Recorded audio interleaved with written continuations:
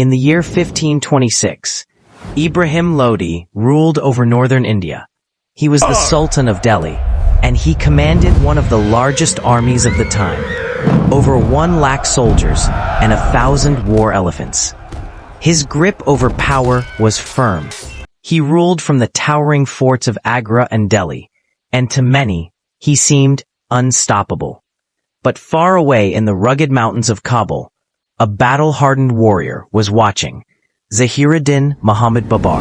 He had just 12,000 men, but he had something more powerful than numbers: strategy, discipline, and the firepower of gunpowder. So how did this vastly outnumbered army defeat the mighty forces of Ibrahim Lodi? How did a young invader from Central Asia change the course of Indian history? Born in 1483 in the lush valley of Fergana, present-day Uzbekistan, Zahiruddin Muhammad Babur was no ordinary prince.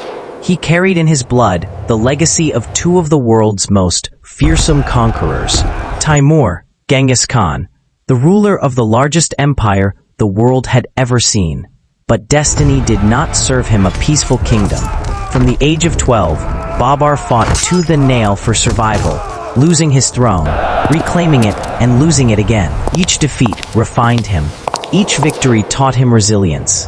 And as he looked east, beyond the Hindu Kush, he saw a land of riches, of ancient cities and unimaginable wealth, Hindustan. But conquering India wasn't just about gold. To Babur, it was about legacy. It was about fulfilling the dream Timur couldn't complete, to establish a new empire in the heart of the Indian subcontinent. While Babur sharpened his sword in the rugged hills of Kabul, Delhi sat under the rule of a troubled king, Ibrahim Lodi.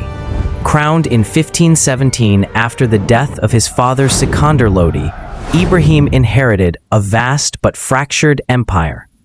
Unlike his father, who had united the nobles and ruled with diplomacy, Ibrahim ruled with suspicion and arrogance.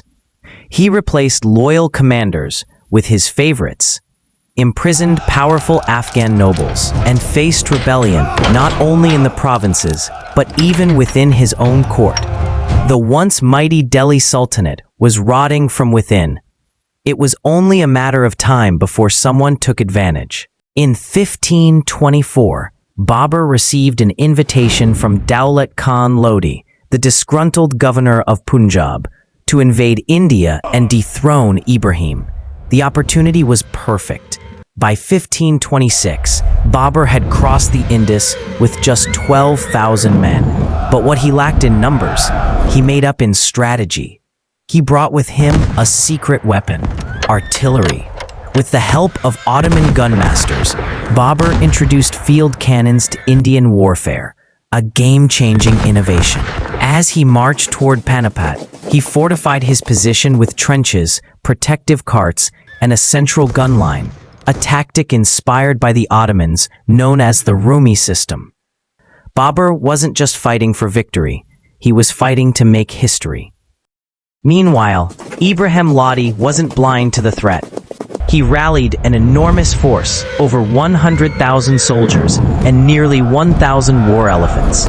A sight so intimidating, it could shake any invader's heart. But while his army was vast, it lacked coordination. No battle-hardened general led his troops. His war elephants were powerful, but uncontrollable. His confidence was built on numbers, not tactics. He expected Babur to fight like every invader before, head-on, in chaos. But this time, things were different. The dawn of April 21st, 1526, the dry plains of Panipat stood witness to a storm that would change Indian history. Ibrahim's army advanced, confident in its size and strength. But as the war elephants charged, Babur's cannons thundered. The unfamiliar noise caused chaos. The elephants panicked, trampling their own men.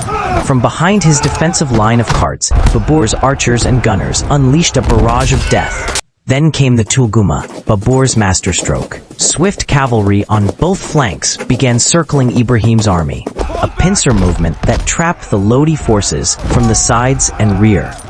Surrounded, confused, and unable to adapt, Ibrahim Lodi's army began to fall. Ibrahim himself fought valiantly, but was ultimately killed on the battlefield. By sunset, the Lodi dynasty had crumbled. As the dust of Panipat settled, among the fallen lay Ibrahim Lodi, proud, fearless, but ultimately defeated. His dynasty had ended, his empire lost, but history did not bury him in silence. In the city of Panipat, far from the grandeur of Delhi, lies a humble grave. No marble, no minarets, just a quiet stone, beneath which rests the last sultan of the Delhi Sultanate. Today, visitors walk past it without a second glance, unaware that beneath that soil lies the man whose fall marked the rise of the Mughal Empire. It's more than just a grave.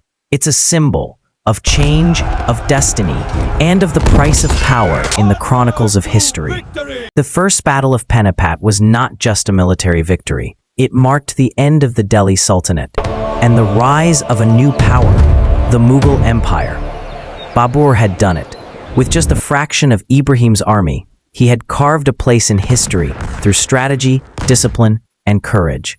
Panipat wasn't just the clash of two armies. It was the collision of old and new, of tradition and innovation, of arrogance and vision. And it laid the foundation for a dynasty that would rule India for the next 3 centuries.